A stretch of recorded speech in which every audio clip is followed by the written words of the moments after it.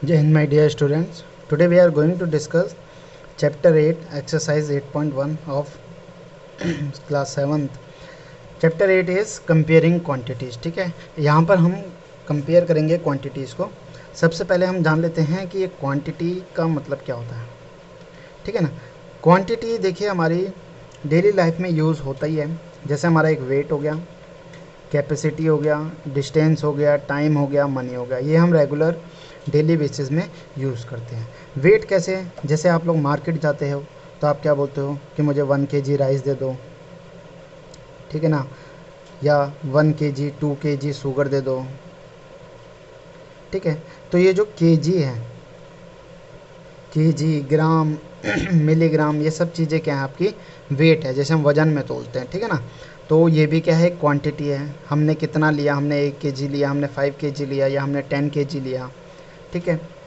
Capacity हमारा liquid के लिए यूज़ होता है. ठीक है, लिक्विड के लिए.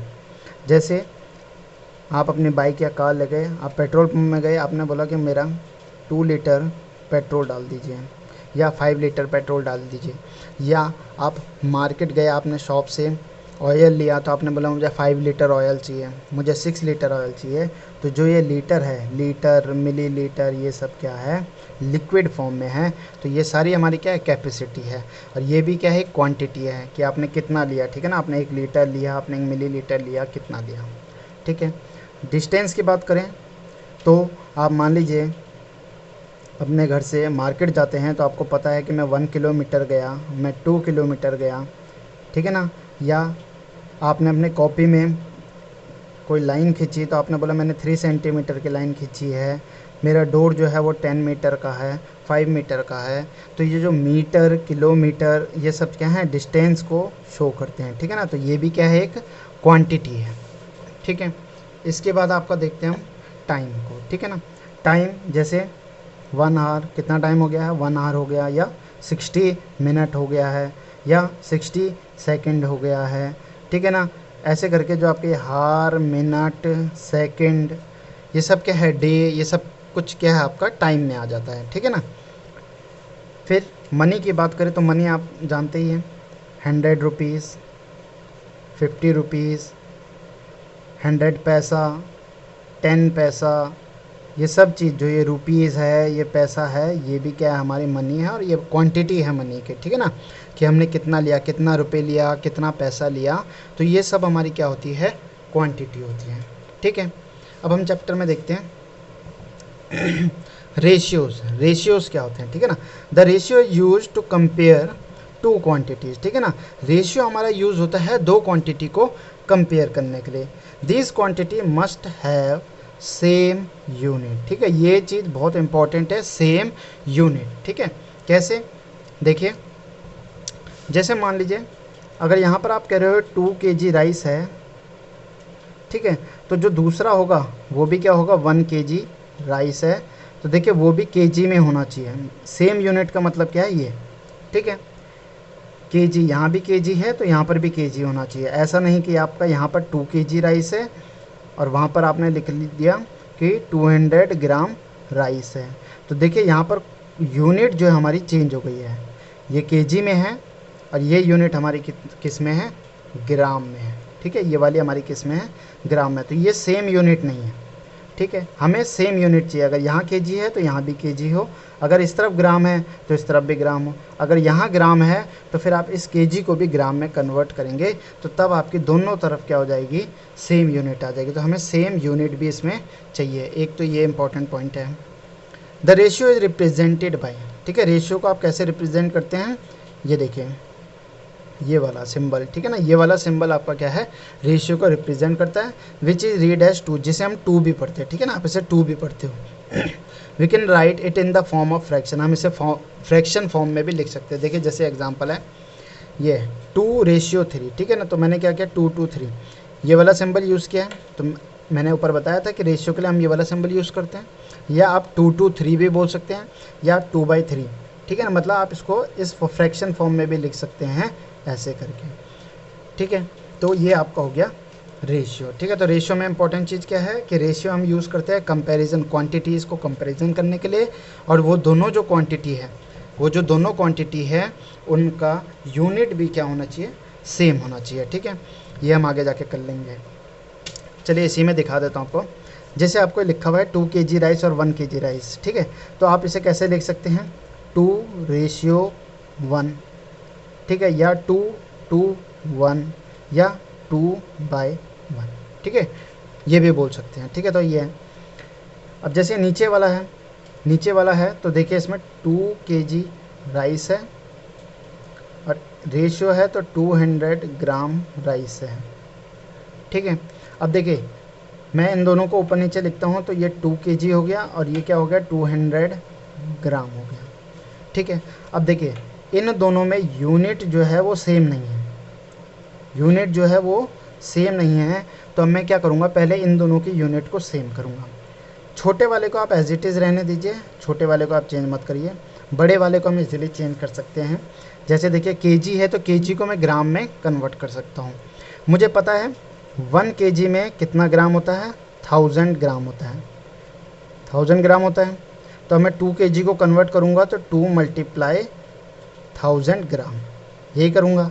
तो 2 × 1000 ग्राम कितना हो जाएगा, 2000 ग्राम, और नीचे क्या हो गया हमारा 200 ग्राम। अब आप देखिए ऊपर भी ग्राम आ गया और नीचे भी ग्राम आ गया, तो दोनों की यूनिट क्या हो गई, सेम हो गई। अब हम इस रेशियो को आराम से सॉल्व कर सकते हैं। ठीक है, अब आप देखिए अगर मैं 0 से 1 0 काटूँ, फिर दूसरे 0 से दूसरे, तो अब ऊपर और नीचे क्या बचा, 20/2, और ग्राम सेम यूनिट आ गई तो यूनिट भी मैं काट सकता हूँ। तो अब मेरा ऊपर और नीचे क्या बचा, 20 और 2। अब मैं 2 को डिवाइड अगर 2 से करूँ तो 2 1 जा 2, 1 आया, और 20 को 2 से डिवाइड करूँ तो 10 आया, तो 2 10 जा 20, तो 10/1। तो आप लिख सकते हैं कि मेरा 10:1 ये आया है मेरा। ठीक है, रेशियो मेरा इन दोनों का रेशियो क्या बना, मेरा 10:1 बना। ठीक है, तो इस तरीके से हम रेशियो को देखते हैं। अब आते हैं हम इक्विवेलेंट रेशियोज़ में। The equivalent ratio is like the equivalent fraction. ठीक है, आप रेशियो को जो है इक्विवेलेंट फ्रैक्शन की तरह करते हैं। To find the equivalent ratio we need to multiply और divide the numerator and denominator with the same number. ठीक है, इक्विवेलेंट रेशियो निकालने के लिए हम क्या करते हैं, जो भी हमें रेशियो दे रखा होता है उसमें उसके जो न्यूमरेटर और डिनोमिनेटर होता है, जैसे देखिए यहाँ पे 5:20 है।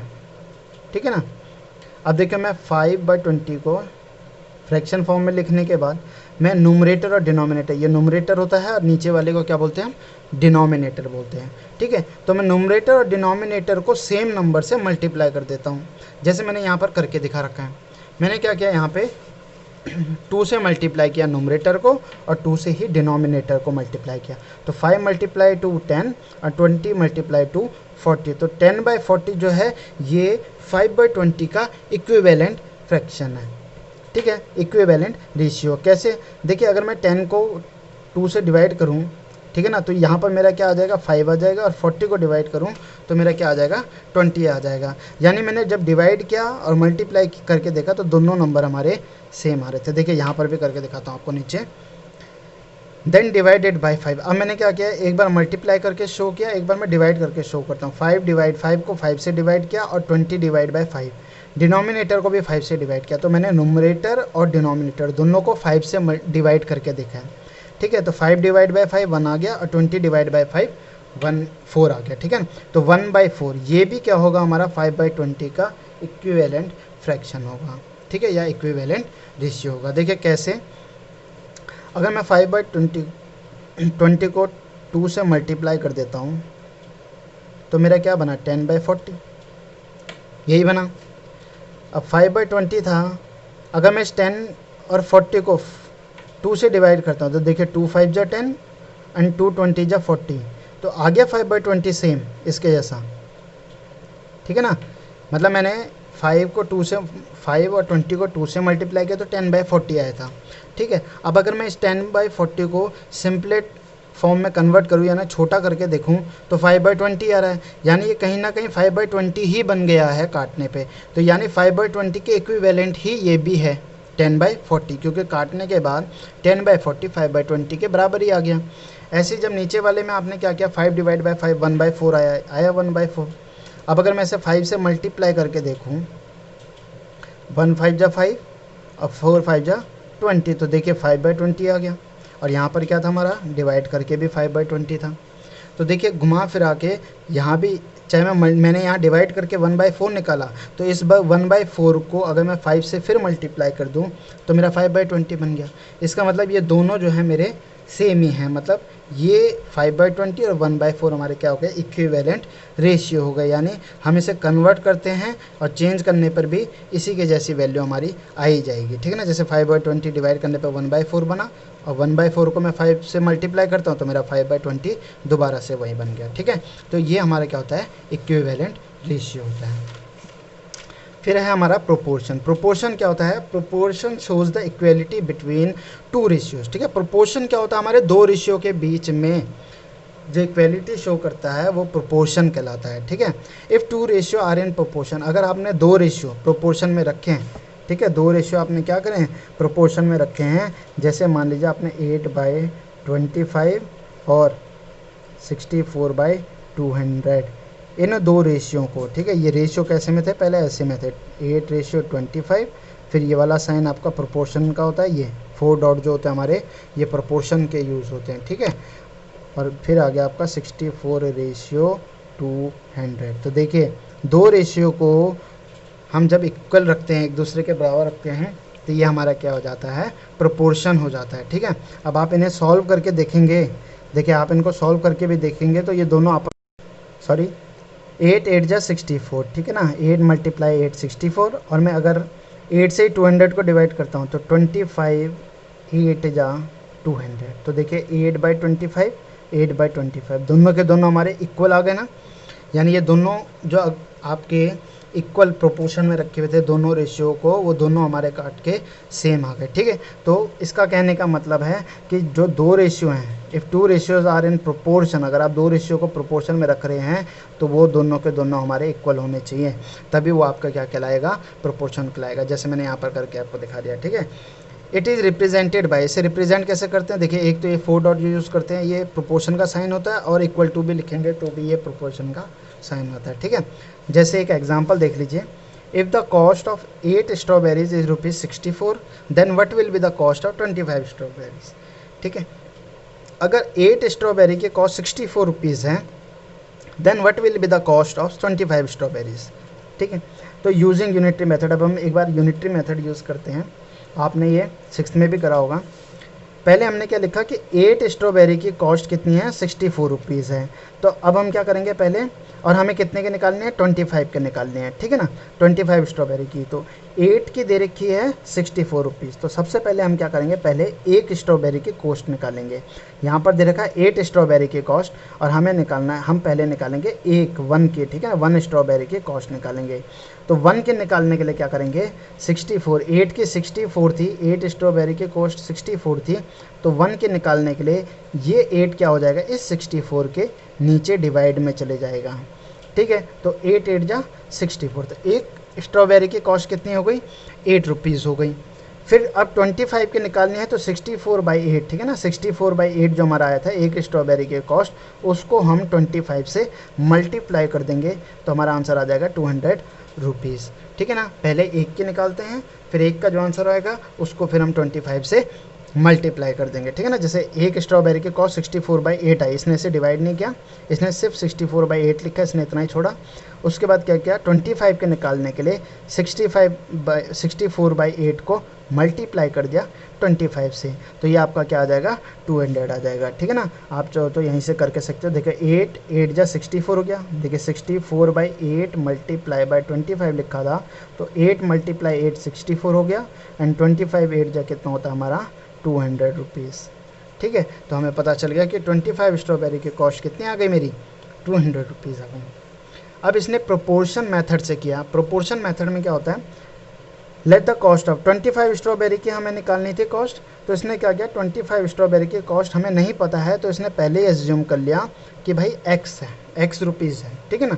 अब इसने क्या किया, उसे रेशियो में कन्वर्ट करके रेशियो में लिख दिया 8:25। देखिए यहाँ पर नंबर ऑफ स्ट्रॉबेरीज लिखा है, ठीक है ना, यहाँ पर नंबर ऑफ स्ट्रॉबेरीज लिखा है, और इधर क्या है, कॉस्ट ऑफ स्ट्रॉबेरीज, ठीक है। एक चीज़ ध्यान देना, कि देखिए रेशियो में लिखा है तो यहाँ पर दोनों चीज़ नंबर ऑफ स्ट्रॉबेरी है और यहाँ पर दोनों चीज़ कॉस्ट ऑफ स्ट्रॉबेरी है, ठीक है। यानी अगर आपने एक तरफ नंबर ले रखा है तो फिर दोनों चीज़ें नंबर वाली आएंगी, और अगर यहाँ पर कॉस्ट है, जैसे 64 कॉस्ट था, तो यहाँ पर दूसरा वाला भी कॉस्ट वाला ही आएगा, ठीक है ना। यूनिट आपको पता है ना, यूनिट सेम होनी चाहिए। अगर यहाँ 64 रुपीज़ है तो ये एक्स रुपीज़ है, अगर ये 8 है, 8 स्ट्रॉबेरीज़ है तो 25 स्ट्रॉबेरीज, यानी कौन वो जो यूनिट है दोनों की सेम है। यहाँ पर यूनिट 8 है, 25 है, और यहाँ पर रुपीज़ दोनों में रुपीज़ आ रहा है, दोनों की यूनिट रुपीज़ है। फिर इनको इसने क्या किया, फ्रैक्शन फॉर्म में लिखा, फिर क्रॉस मल्टीप्लाई किया तो देखिए x मल्टीप्लाई 8x हो गया, 8x हो गया, और 25 मल्टीप्लाई 64 कितना आ गया, यहाँ पर आ गया, ठीक है, 25 मल्टीप्लाई बाय 64। अब इसने क्या किया, 8x का 8 जो है वो इधर डिनोमिनेटर में ले गया इन दोनों के, ठीक है, 64/25 के नीचे ले गया 8 को, फिर 8 से 64 को डिवाइड किया तो 8 8 जा 64 हो गया, और फिर 25 मल्टीप्लाई 8 किया तो 200 हो गया। मैंने यहाँ पर अलग से करके दिखा रखा है, देखिए 8x इजकल टू 64 मल्टीप्लाई 25 था, इसने इन दोनों को पहले मल्टीप्लाई कर दिया तो कितना हुआ 1600, फिर इस 8 को यहाँ डिवाइड में ले गया, 1600 के नीचे डिवाइड में ले गया, फिर 8 से 1600 को डिवाइड किया तो 200 आ गया, तो 200 रुपीज़, यानी x की वैल्यू क्या आ गई, ₹200 आ गई, ठीक है। ये प्रोपोर्शन मेथड होता है कि आपने इन दोनों को रेशियो को आपस में इक्वली रखा और फिर इन दोनों का x की वैल्यू निकाल के आंसर निकाल दिया, तो ये तरीका होता है आपका प्रोपोर्शन मेथड, ठीक है। Now discuss exercise 8.1 question number 1, ठीक है। क्वेश्चन नंबर 1 डिस्कस करते हैं। क्वेश्चन नंबर 1 आपका क्या है, find the ratio of A part है ₹5 to 50 ठीक है ना। मैंने यहाँ पर क्वेश्चन भी लिखा हुआ है, इसे ध्यान से देखते हैं, ₹5 to 50, ठीक है। देखिए 2 आपको पता ही है, 2 का सिंबल हम ये भी यूज़ कर सकते हैं, ये, ठीक है। तो ₹5 to 50। अब देखिए यहाँ पर रुपीज़ है और यहाँ पर पैसा है, तो हमारा पहला स्टेप क्या होगा, हमें इनकी यूनिट चेक करनी है, ठीक है ना। इसकी यूनिट रुपीज़ है और इसकी यूनिट पैसा है, ठीक है। तो दोनों के दोनों तो सेम यूनिट है ही नहीं, जबकि हमें रेशियो में दोनों यूनिट सेम चाहिए। तो अब हम क्या करेंगे, बड़ी वाली जो यूनिट है, रुपीज़ बड़ा होता है पैसे से, तो हम बड़े वाले को कन्वर्ट कर देंगे छोटे वाले पे। जैसे रुपीज़ है तो रुपीज़ बड़ी यूनिट है, तो बड़ी यूनिट यानी रुपीज़ को अब हम पैसे में कन्वर्ट करके देखेंगे, ठीक है। तो हमें पता है कि 1 रुपीज़ इक्वल टू 100 पैसे के बराबर होता है। अब मैं क्या करूँगा, 5 to 50, ठीक है। अब मैं ऐसे लिखूँगा ₹5 को ऐसे, और फिर इसे फ्रैक्शन फॉर्म में लिखूँगा तो ये हो जाएगा मेरा 50 पैसे हो गया। अब मैं क्या करूँगा, सबसे पहले इस ₹5 को कन्वर्ट कर दूंगा पैसे में। तो भाई 1 रुपीज़ इक्वल टू 100 पैसा होता है, तो 5 रुपीज़ इक्वल टू क्या हो जाएगा, 5 मल्टीप्लाई 100 पैसा, तो ये बन जाएगा 500 पैसा बन गया। तो ऐसे यहाँ पर देखिए 5 मल्टीप्लाई 100 पैसा कर दूंगा, और नीचे तो 50 पैसा है ही, हमें तो इसे कन्वर्ट करने की ज़रूरत है नहीं, तो ये 5 मल्टीप्लाई 100 बन जाएगा 500 पैसा, और नीचे है मेरा 50 पैसे, ठीक है, ठीक है। अब मैं पैसे से पैसे को काट सकता हूँ, क्यों, क्योंकि मेरी यूनिट जो है दोनों सेम हो गई।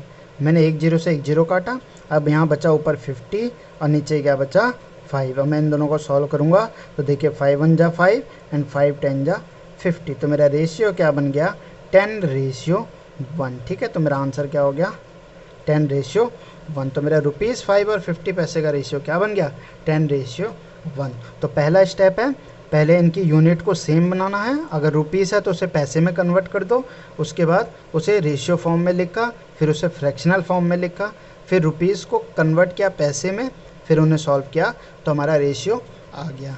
ऐसे ही देखिए सेकंड वाला, देखिए यहाँ पर 15 kg टू 200 ग्राम है।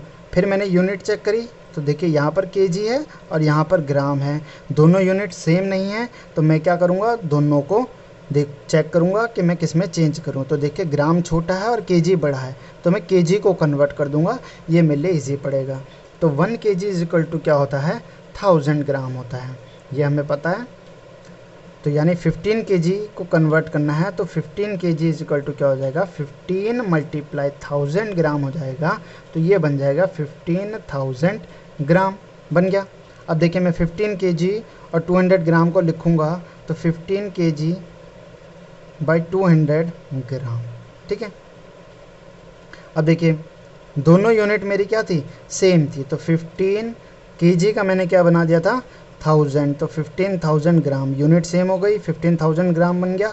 और नीचे भी मेरा क्या है, ग्राम है, ग्राम से ग्राम कट जाएगा, 0 से 0 कटेगा, तो यहाँ पर क्या बच गया मेरा 1500 बाई 21, ठीक है। अब मैं इसे और शॉर्ट करना चाहूँ, सिंपलर फॉर्म में कन्वर्ट करना चाहूँ तो मैं कर सकता हूँ, 3 7 जा 21 एंड 3 500 जा 15, तो मेरा रेशियो क्या बन जाएगा, 500 ऊपर वाला पहले आता है और रेशियो 7 नीचे वाला बाद में आता है। तो ये मेरा क्या बन गया, 500 रेशियो 7 बन गया, ठीक है, रेशियो फॉर्म में आ गया, ठीक है।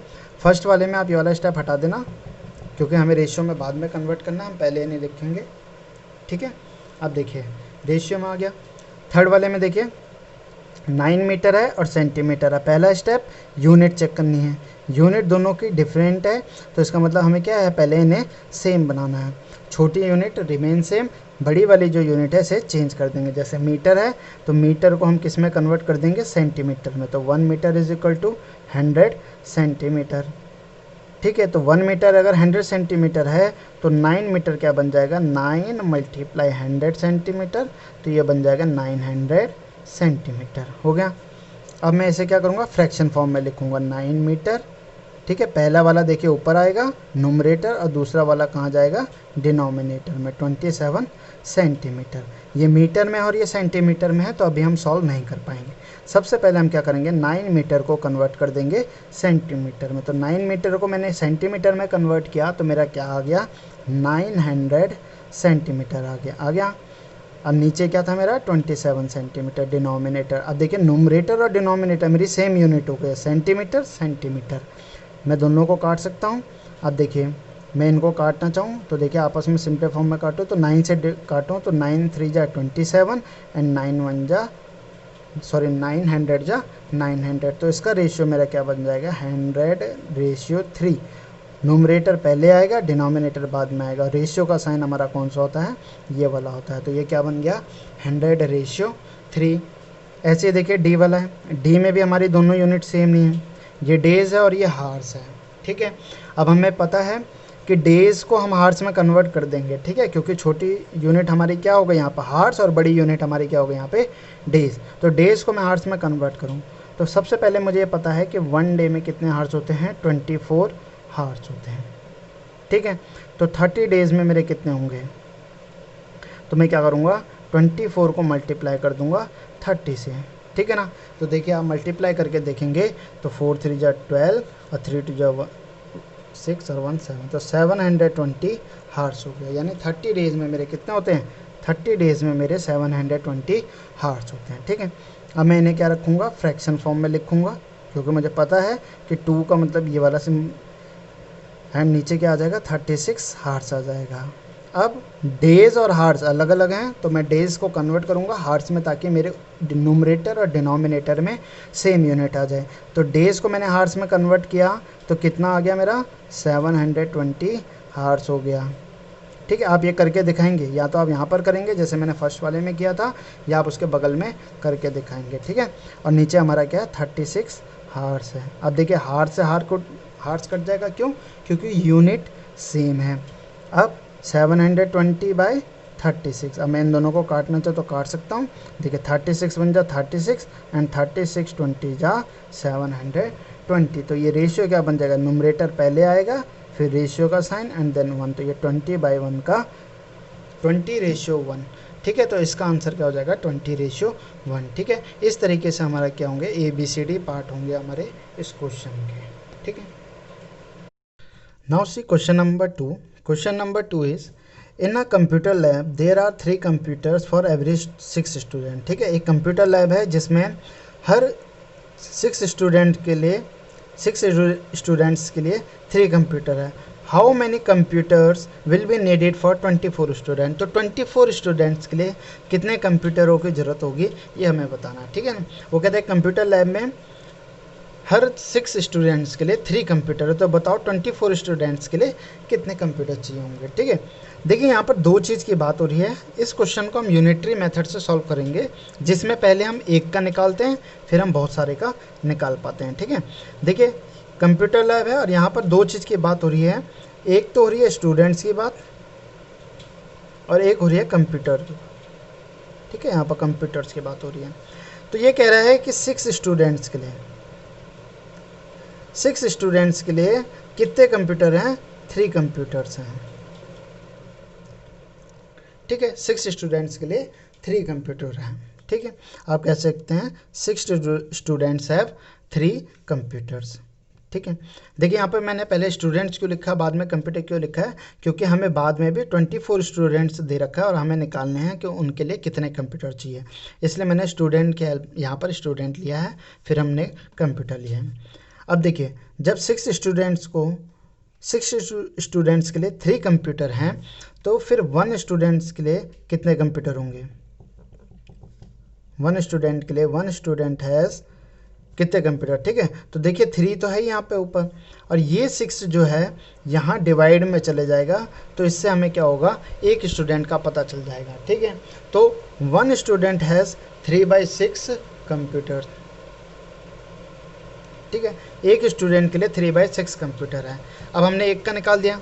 जब एक स्टूडेंट के लिए 3/6 कंप्यूटर है तो फिर 24 स्टूडेंट्स के लिए कितना कंप्यूटर होगा।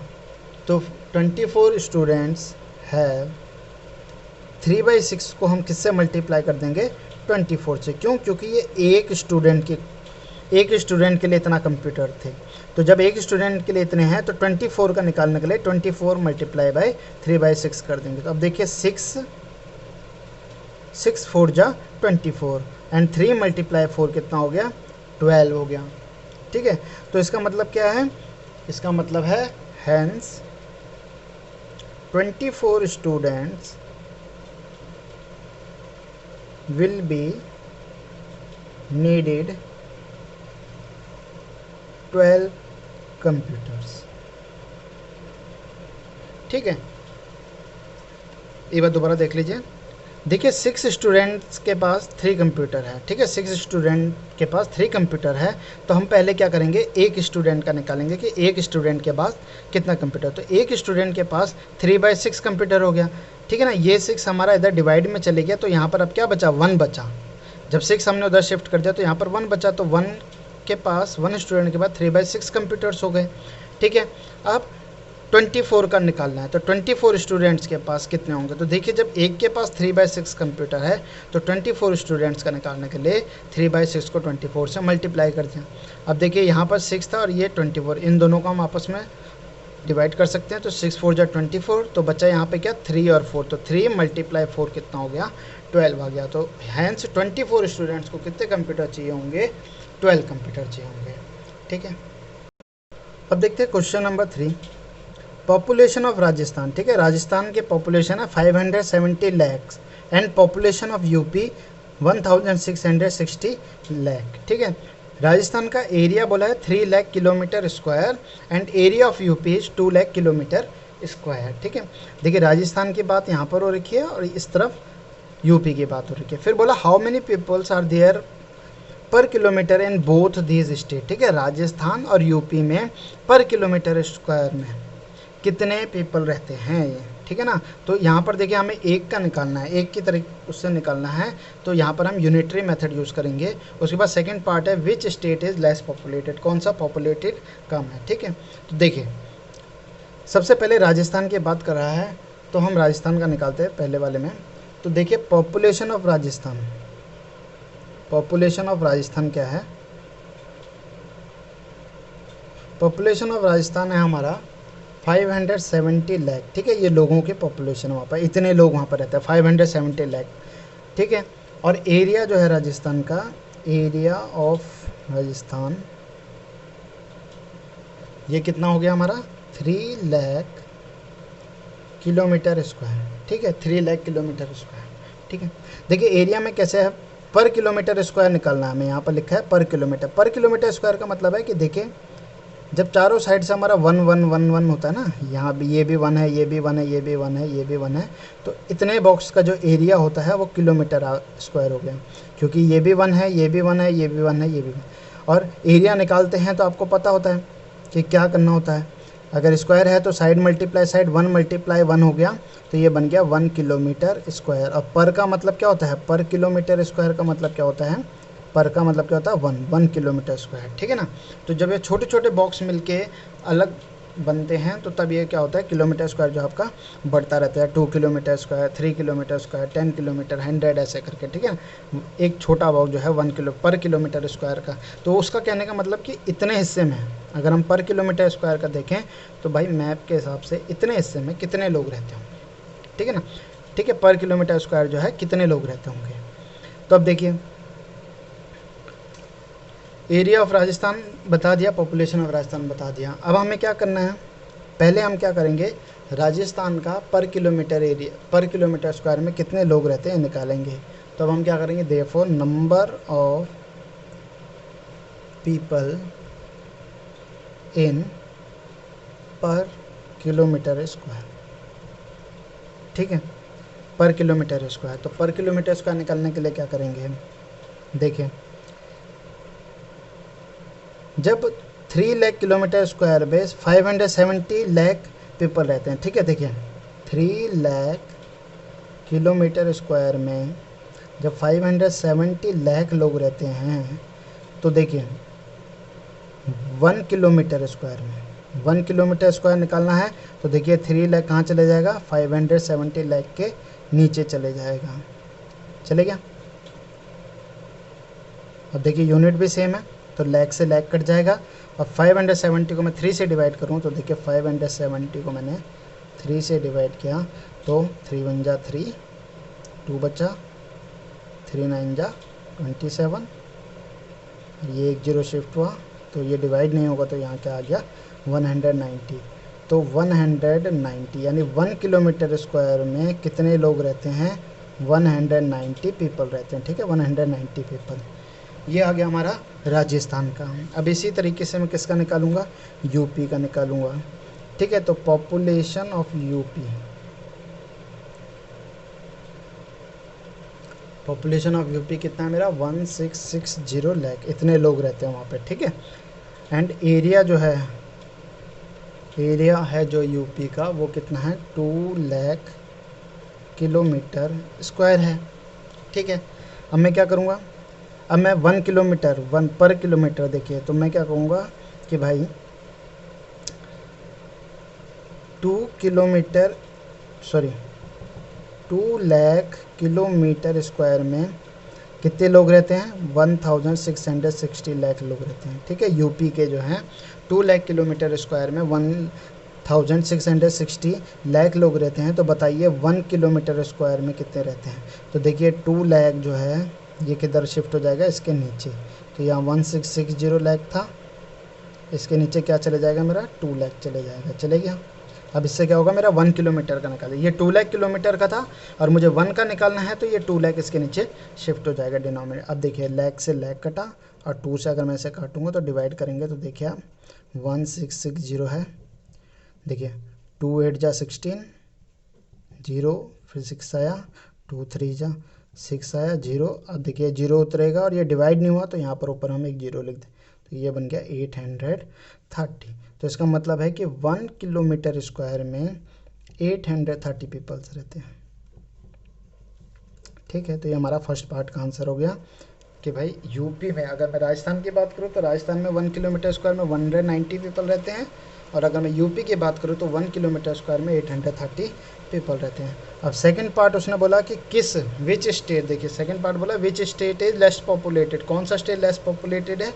तो अब हमारा देख लीजिए, जब 1 किलोमीटर में 190 है और यहाँ पर 1 किलोमीटर स्क्वायर में 830 पीपल है, तो कम कहाँ पर हुआ, यहाँ पर हुआ। तो इसका मतलब लेस पीपल कहाँ पर हो गए, राजस्थान में। तो आपका आंसर क्या हो जाएगा, राजस्थान, ठीक है। तो आप लिख देंगे राजस्थान, तो आप यहाँ लिख सकते हैं Rajasthan state is less populated, ठीक है। तो इस तरीके से आपका क्वेश्चन 3 भी कंप्लीट होता है।